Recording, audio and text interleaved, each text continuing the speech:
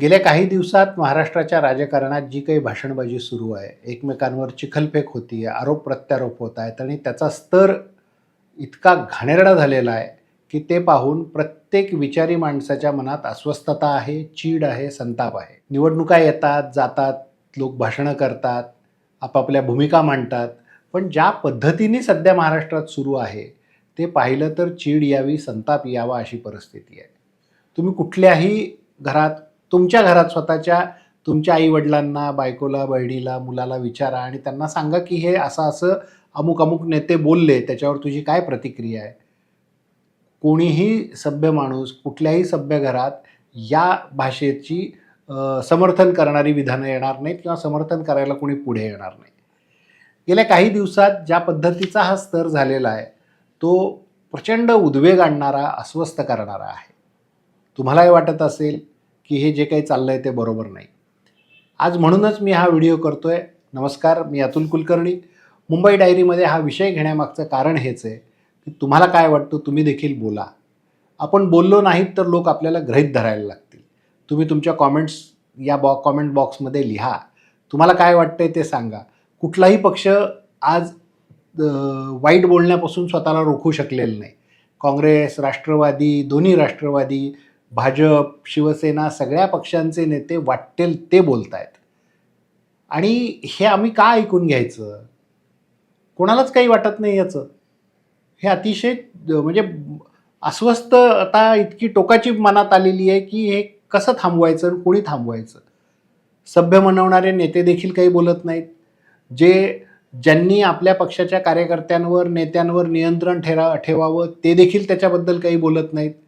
हे एकूणच सगळी अनार्कीकडे चाललो की काय आपण? कोणी बोलावं, आम्हाला तोंड दिलंय देवानी, जीभ दिली म्हणजे वाटेल ते बोलावं, उचलली जीभ लावली टाळ्याला, असं आहे का?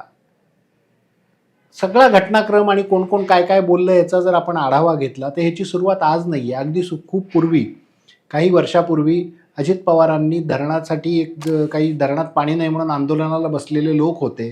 त्यांच्याविषयी अजित पवार बोलले होते, की धरणात पाणी नाही तर मी काय करू? म्हणजे मला बोलायलाही लाज वाटते असं विधान त्यांनी केलं होतं. नंतर त्याच्यावर महाराष्ट्रातून चौफेर टीका झाली. त्याच्यानंतर त्यांनी ते विधान मी मागे घेतो, माफी मागतो महाराष्ट्राची म्हणून सांगितलं. यशवंतराव चव्हाणांच्या प्रेरणास्थळावर जाऊन त्यांनी स्वतःचं पापक्षालन केलं. इथंच हे थांबलं नाही. हा प्रकार आता वाढत चाललेला आहे. काही दिवसापूर्वी जर तुम्ही बघितलं असेल तर सुजय विखेंना उमेदवारी पाहिजे होती विधानसभेची. ते लोकसभेला पराभूत झाल्यामुळे त्यांच्या मतदारसंघात त्यांनी एक सभा घेतली होती. त्या सभेला वसंतराव देशमुख आले होते. हे विखेंच्या अत्यंत जवळचे मानले जातात. त्यांनी बाळासाहेब थोरातांच्या मुलीबद्दल, जयश्री थोरात यांच्याविषयी जे विधान केलं ते मला इथे सांगायला देखील लाज वाटते. आणि दुर्दैव आणि वाईट हे आहे, की जेव्हा वसंतराव देशमुख हे विधान करत होते त्यावेळी समोर बसलेले लोक टाळ्या वाजवत होते, हसत होते. नेते देखील त्याला प्रतिसाद देत होते. हे निकोप आणि संस्कारी सुसंस्कृत महाराष्ट्राचं लक्षण नाही मित्रांनो. हे अत्यंत आपण वेगळ्या दिशेने महाराष्ट्र घेऊन जातोय. ते जे काही विधान केलं त्याच्यावरून टीका टिप्पणी झाली. सुजय विखेंचं तिकीट मिळालं नाही त्यांना, त्याच्यामुळे ते वाद कुठेतरी थांबतोय असं नाही वाटलं. तर दरम्यान परवा सदा खोत यांनी शरद पवारांविषयी जे विधान केलं, शरद पवारांना कॅन्सर झाला होता, कॅन्सरवर मात करून ते उभे राहिले आणि त्याच्यामुळे त्यांच्या चेहऱ्याचा एका बाजूचा भाग, त्यांची जीभ कापावी लागली वगैरे जे काही झालं असेल त्यांच्या बाबतीत, त्याच्यामुळे जेव्हा महाराष्ट्रात तुम्हाला कसा पाहिजे तर तुम्हाला शरद पवारांच्या चेहऱ्यासारखा पाहिजे का असं आपण विधान करतो. इतके असहिष्णू कसे झालो आपण? इतके कसे बेडर झालो आम्ही? कोणालाच आम्हाला काही वाटत नाही का? अशा पद्धतीचं विधान करणं हे अत्यंत चूक होतं. त्याच्यावर सर्वत्र टीका झाली. सगळ्यांनी त्यांची हे केली, की तुम्ही बरोबर बोलला नाहीत, हे चुकीचं बोललात असं म्हणून सगळ्यांनी त्यांच्यावर टीका केली.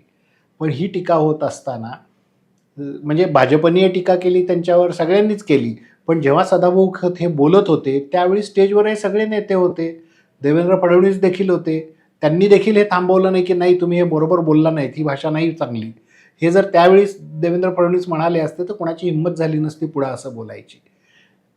या प्रकरणाचे जेव्हा पडसाद उमटले तेव्हा संजय राऊत यांना प्रतिक्रिया विचारली माध्यमांनी. संजय राऊत तर काय बोलतात हे सगळ्या महाराष्ट्राला माहिती आहे, कसं बोलतात हेही माहिती आहे.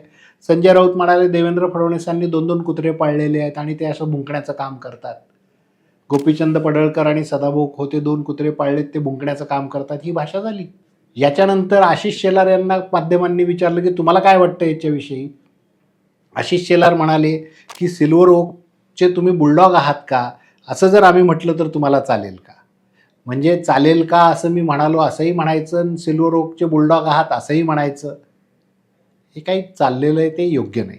त्याच्यानंतर निलेश राणे काय बोलले, नारायण राणेंचे चिरंजीव, की संजय राऊत हा उद्धव ठाकरेंचा आणि हा एकेरी शब्दात संजय राऊत हा उद्धव ठाकरेंचा आणि शरद पवारांचा पाळीव कुत्रा आहे. किती आम्ही चांगले चांगले उपमा द्यायला लागलो. जयंत पाटीलही मागे नाही राहिले, राष्ट्रवादीचे प्रदेशाध्यक्ष. जयंत पाटील म्हणाले की भारतीय जनता पक्षाने डॉग स्क्वॉड तयार केलेलं आहे. थोडं त्यांनी त्याला सोफेस्टिकेटेड भाषेत सांगितलं, पण उपमा तीच दिली की डॉग स्क्वॉड केलेलं आहे. कुठल्या भाषेत चाललंय हे, आम्ही कुठे घेऊन चाललोय हे सगळं. याही आधी काही दिवसापूर्वी जेव्हा शायना एनसी या भाजपच्या नेत्या आहेत, त्यांना शिंदे सेनेने उमेदवारी दिली, त्यांचा मतदारसंघ सोडून दुसरीकडून त्यांना उमेदवारी दिली, त्याच्यावरती उद्धव सेनेचे खासदार अरविंद सावंत काय बोलले. अरविंद सावंत म्हणाले की इम्पोर्टेड माल आपल्याकडे नाही चालत. अरे तुम्ही कोणाबद्दल बोलताय, काय बोलताय, कसल्या उपमा देताय. थोडा तरी तारतम्य नावाचा शब्द मराठीत आहे. ज्या मराठी भाषेला याच वर्षी अभिजात भाषेचा दर्जा दिला, त्या मराठी भाषेमध्ये तारतम्य हा एक शब्द आहे. त्याचा काय उपयोग होतो, कशासाठी होतो, हे तरी जरा विचार करा. तोही विचार कोणाच्या मनात नाही. संजय राऊत यांचे बंधू सुनील राऊत हेही त्याच पठडीतले. भाऊ म्हणल्यानंतर काही गुण त्यांच्याकडेही आले. सुनील राऊत काय म्हणाले, त्यांच्या विरोधात शिंदे सेनेनी सुवर्णा कारंजे यांना उमेदवारी दिली. ती उमेदवारी जाहीर झाल्यानंतर एका सभेमध्ये बोलताना, एका क्लोज डोअर मीटिंगमध्ये बोलताना ते असं म्हणाले की माझ्या विरुद्ध उमेदवार मिळत नव्हता म्हणून माझ्या गळ्यात बकरी मारली आहे आणि 20 तारखेला आपण ही बकरी कापू. कुठली भाषा आहे ही. सुनील राऊत यांच्या घरातल्या एखाद्या महिलेला जर उमेदवारी दिली असती आणि त्याच्याविषयी जर कोणी असं विधान केलं असतं तर ते त्यांना चाललं असतं का. भाषेचा स्तर, मराठी भाषा तुकाराम ज्ञानेश्वर संत तुकारामांपासून चालत आलेली भाषा, आपण काय करायला लागलो त्या भाषेचं. बहिणाबहिणी या भाषेची उंची कुठल्या कुठे नेऊन ठेवली आणि आपण काय बोलतोय. मित्रांनो, या सगळ्या पार्श्वभूमीवर मला ना बाळासाहेब भारदेंचं एक कोट आठवतो.